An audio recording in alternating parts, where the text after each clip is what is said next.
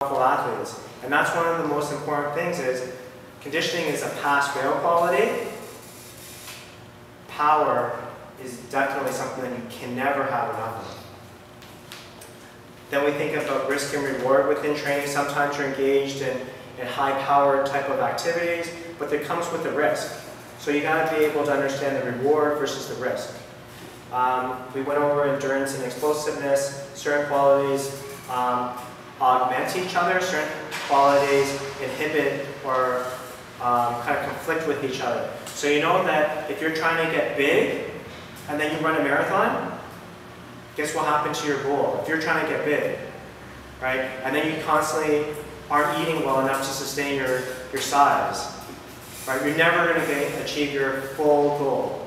Right? Make sense? You can't take your body in so many different ways. So you can kind of imagine, well, wow, this is really complicated to be able to develop an athlete. There's all these conflicting qualities, right? Where you haven't even talked about balance. We even haven't talked about skill. Haven't even talked about motor coordination per se. But you know, you can have a little bit of a sigh of relief because you can relax. It's a long journey. You don't have to build all of these respective qualities overnight.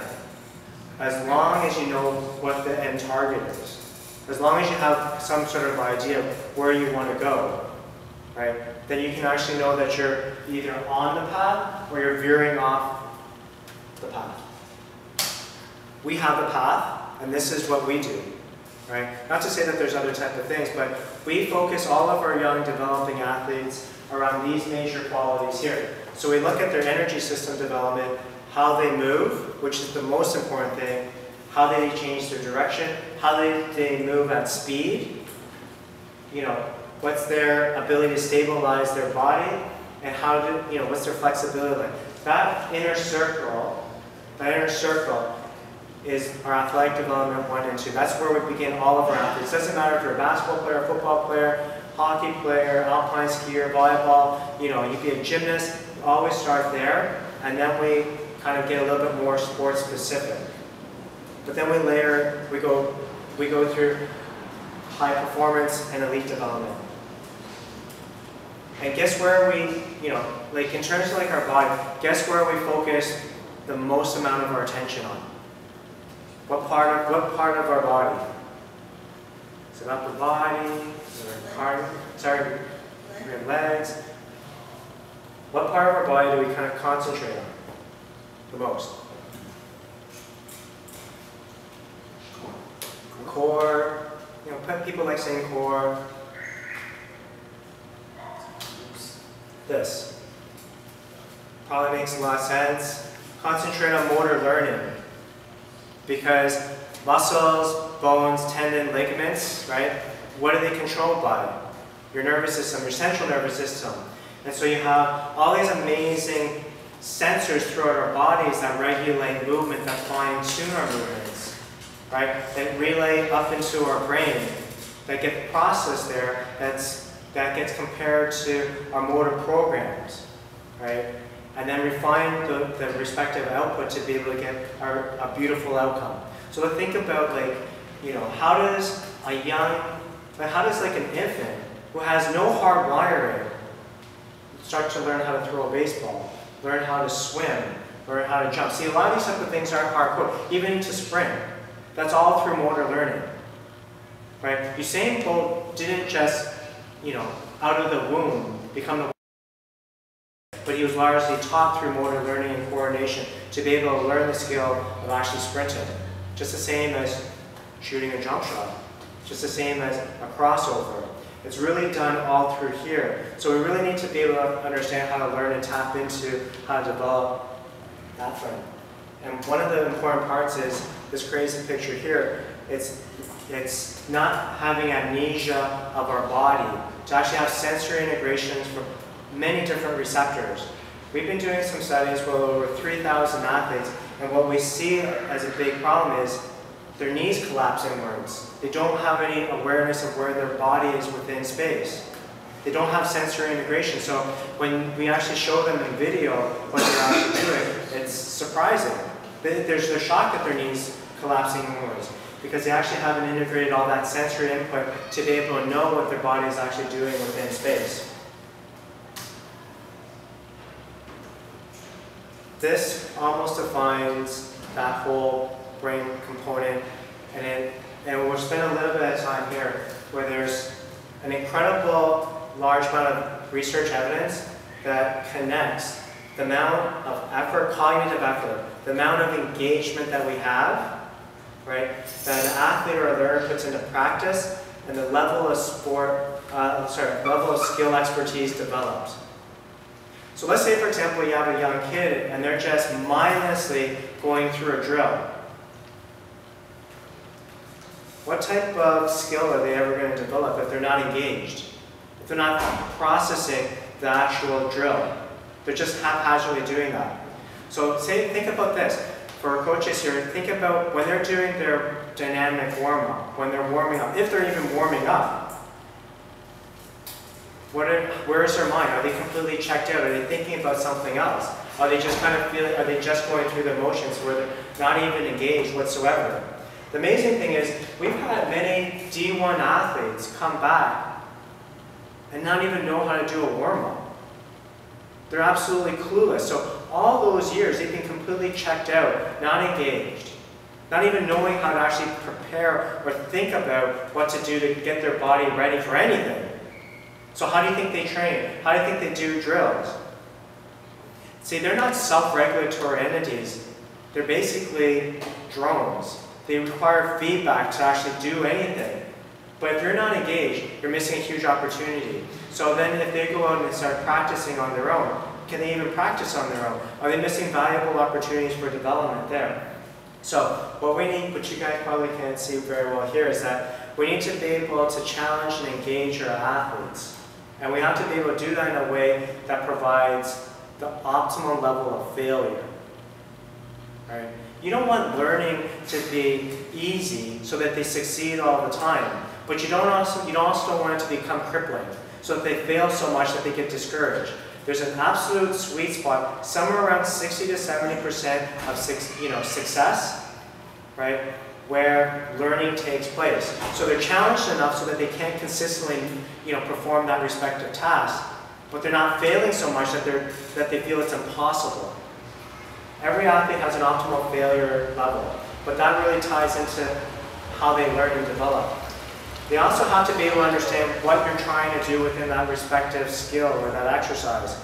So they have to be able to comprehend, A, what you're trying to tell them, but they can actually communicate what they feel and where they're making the errors. So they have to be able to understand how to detect errors and be able to communicate that. So if you have an athlete and they're doing a respective drill, you shouldn't say, do this. That's explicitly telling them what they need to do. You should be able to say, you should be able to say, okay, tell me how well you did. Were you happy with that? And have an open-ended question. And so then they can provide you with feedback and be implicit in their learning. And sometimes this really happens often is this concept called paralysis by analysis. If you get them and you start telling them, let's say, watch your feet, watch your elbow, make sure you do this, make sure you do that, feel this. All of a sudden they can't process all that information and they become very much overwhelmed, and then they actually become crippled because you inputted way too much into their minds. Right? They become too engaged with all of the cueing that you're given, so they can't be successful at all. So there's a ton of research regarding this particular topic. But again, the major thing is movement. All of those type of things teach movement, and we're concentrating on the brain. We'll see how well this goes. We've been playing around with this for quite some time, where movement is our center of our entire universe, which determines whether or not we become injured, whether or not we, how we manage our respective injuries, and also how we perform. So that's what movement's centered around: prevention of injuries, the management of existing injuries, and performance. And the components of it are related to your strength, your ability to replicate movement, and this concept called system stability. Without kind of going too much into this, is that you just have to understand that there's grades of movement quality. So you could be doing like a basic squat, that's a low level movement, or you could be competing, like skiing down a mountain, right? So obviously different levels of load exposure, different types of movements and different levels of movement. And what we do is we try to figure out where a person breaks down, and so we can kind of have an intervention there. And I'll explain what our process is all about. Just to remind you that the concept, the question that we had was, how do we develop talent? Right? We have to do it consistently. So this is data over a 3-year period of a bunch of alpine ski racers, and the only difference between the two groups was a group of athletes trained during the season, a group of athletes didn't train during the season. And what happened at the end of 3 years?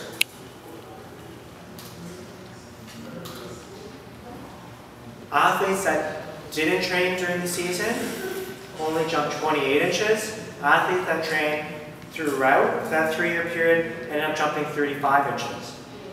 That's the difference between being kind of pretty good or being remarkable. A 3-year period was able to separate those athletes. That's a 450% difference. The amazing thing about that 28-inch vertical was after that first training cycle, all athletes were exactly at that same place. They went from 26 to 28 over that first training block period. Then the separation happens. So if we start thinking, wow, we could do something really modest that female athletes can definitely gain about 2 inches per year. Male athletes, let's say they can gain about 4 inches per year. What does that mean in terms of like a career? We could probably say like a female athlete can go, let's say, that they're pretty decent, go from about 20 inches. Average is probably a lot closer to 16. But let's say that they got to 20 inches over, an 8-year period. So we're talking about through high school and then through college. When they finish, wow, you have this spectacular athlete, 28 plus. That's what we've been able to replicate repeatedly within our athletes. 28 inches plus on the female side.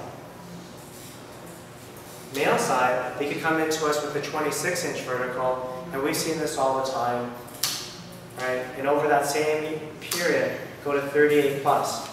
So then you're kind of thinking, but what are the possibilities? Here's Andrew Nicholson, or when he became drafted. We could duplicate this time and time again. Imagine having Andrew at 38 inches going into his NBA season versus 30. Way different. Sorry. Wrong number, versus 28 and a half.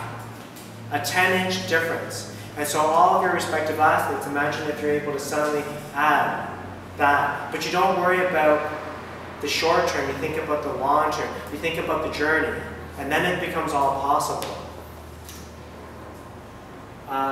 This is an important concept. I'm just going to go over it, just give you like an overview about this, but it'll kind of help you understand selecting exercises and doing, whether or not you're doing the right thing for that particular athlete. And it's called specificity. It gets tied to movement. So you could say, if I'm about to sprint, how does that resemble what I would do in a weight room? Like, how are these two things even related? Right? Who thinks that the more that you lift, the faster you run? Who thinks that? Anyone? Sure. Who thinks that's not the case? Maybe not. Okay, so I'm learning a lot about where our knowledge is, and probably I have to go through, how a lot more people go join the pilgrimage of enlightenment and sports science, so that we really understand these concepts, right? Because, you can believe me or you don't have to believe me, but there's a lot of research to kind of support what it is that I'm kind of saying, but if you kind of don't understand, the right path, it really leads you off the trail completely. And so we're kind of thinking, well, if you're trying to best develop your athletes, you want to make sure that you're armed with reasonable principles to guide you. So these are incredibly related. Incredibly related. And the way that they're related is because even though the outward appearance of that particular movement isn't identical, it is very similar in terms of the main things here. So there's mechanics, coordination, and energetics. I'm going to fly through this, but there's the skill element, there's the force that gets developed, and then there's the capacity to replicate that. So in order for you to accelerate out of the blocks, you need to be able to produce tremendous amount of force. Makes sense? So the stronger you are, the better you'll be able to accelerate in a very simple way. And so say like a squat or a deadlift is very specific, or it's going to transfer very well to sprinting, provided you have the right motor coordination, etc. I like this. I like this one a lot. So what are we doing wrong? Excuse me, right? It's me being a little cheeky. You know, where are the opportunities? Right. We just talked about movement. We talked about specificity. You know, that's why you guys have kind of taken time out of your busy day to kind of come down and figure out how you can become better. Obviously. So, NBA average was 28, right? In our counter movement. What does it matter when we go to 35? We're seeing that the game is changing. People are doing things. So it's going to be a whole lot harder. If you're just playing basketball and your bird's 28 inches, you're not going to be able to be, you're going to have more difficulty. You're going to have to be able to compete on other type of attributes. If the ankles and feet, the system stability, just kind of really represents how many basketball athletes, right, really have sloppy feet. They don't really develop their feet the way that they possibly could, and because of that, they're missing a whole bunch of valuable information that needs to get processed into the brain, which gives them, you know, better information and arrive at better movement outcomes. If they can't control their bodies within space, that means every single shot that they take, or every single time that they cut in and do things, that means that there's not going to be very much consistency. Their likelihood of their field goal percentage isn't going to be nearly as high as if they actually have control over their body, if they have wonderful sensory input. Because garbage in is garbage out. Athletes are making amazing compensations, but realistically, do they absolutely have to? If they concentrate on what type of information their bodies are receiving, and then they're able to actually have consistency in the coordination, their movement qualities within their respective skills, they're going to be a whole lot better. This concept, impulse, probably, you know, this is perhaps my biggest thing that I love the absolute most. I used to always be about vertical and the force development, but something became very clear to me, that all our respective movements are really just impulses, right? Whether there's, you know, various different components that allow us to have a great impulse. So those components are momentum, right, which leads to a gather, which leads to the generation of force or an impulse. Then we have our skill execution. Then we have the deceleration and land. So there's not a single movement that doesn't actually flow through these respective categories, and the movements are just variations of these different things done in different types of directions. So let's say, for example, I would take, let's say, an athlete's two-step attack. So let's say, for example, they go left, they go right, and then they jump up. So better athletes are able to bring a whole lot more speed, a whole lot more momentum into those two-step approaches, right? A weaker athlete will move much slower through them. So they're not going to be able to use nearly as much momentum into that. But you need that momentum because you want to be able to use that force to be able to launch yourself up into the air, right? So they're moving through, you know, better athletes are better able to use momentum. Then better athletes are able to have a much better impulse. So when they kind of arrive at that place, they're able to generate a force and be able to do that in such a timely way that they're able to explode, right? Tennis serve, volleyball spike, pitching in baseball, taking a slap shot moves through all of those same things. momentum, gather, impulse, the respective skill. So if I'm taking a slap shot, the skill isn't in the power generation. The skill is in what you do with that hockey blade to control the interface